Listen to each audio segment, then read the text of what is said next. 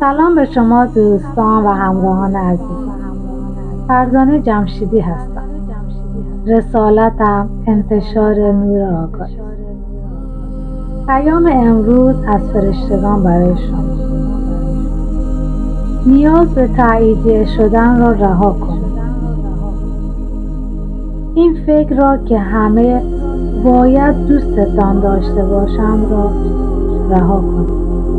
این که خودتان برای خودتان ارزش قائل شوید مهم است. نظرات دیگران هیچ تأثیری بر آنچه که شما هستید ندارد، زیرا که آنها فقط اظهار قضاوت‌های آن افراد درباره خودشان است که به شما نسبت داده‌اند. به موقعیت ما که نمونه‌ای اعلای آن است نگاه کنید. گرچه ما فرشته‌ها تمام وقتمان را صرف کمک کردن به دیگران می‌کنیم، باز هم کسانی هستند که ما را دوست ندارند و یا به ما اعتماد ندارند.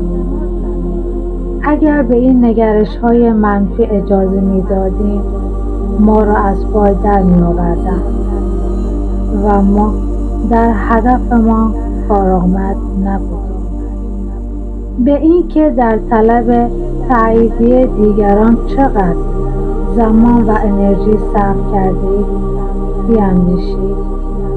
آیا اگر وقتتان را صرف به دست آوردن تاییدیه خودتان کنید، ارزشتان را با معیارهای برتر از نظرات مردم بسنجید، احساس بهتری نخواهید داشت؟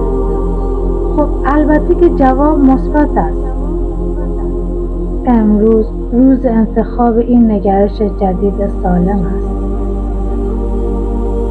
اندیشه امروز: نیاز به تاییدیه شدن از جانب دیگران را رها می‌کنم.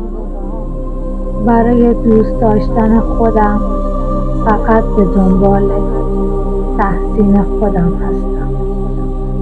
خب اعتماد به نفس سالم من هر چیز و هر کس را که بخواهم جذب می‌کنم. با خودم موافق هستم.